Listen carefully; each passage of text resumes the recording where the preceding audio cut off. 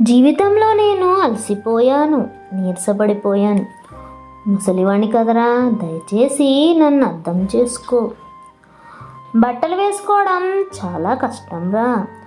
తువ్వాలేదో చుట్టబెట్టుకుంటాను, గట్టిగా కట్టుకోలేనురా, అందుకే తొలగిపోతుంటుంది. కసురుకోకు.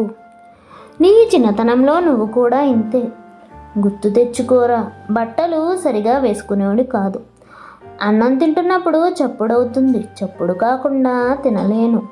అసహించుకోకు. కానీ నువ్వు కూడా చిన్నప్పుడు అన్నం కూడా అంతే పెద్దగా శబ్దం చేస్తూ తినేవాడు కదరా.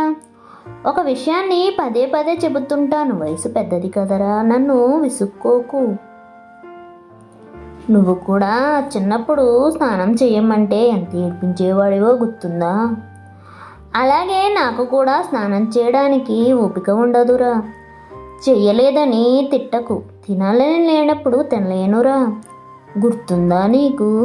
నువ్వు చిన్నతనంలో అన్నం తినడానికి ఎంత మారం చేసేవాడివు.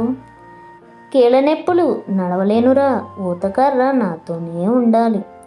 లేనప్పుడు నీ చెయ్యి అందించి నడిపిస్తావని నాకు ధైర్యం ఇవ్వి. నీకు నడక వచ్చే వరకు నిన్ను వేలు పట్టుకుని నడిపించాను. గుర్తుందా నీకు? అందుకనేమో ముసలివాళ్ళు పసివాళ్ళతో సమానం అంటారనుకుంటా.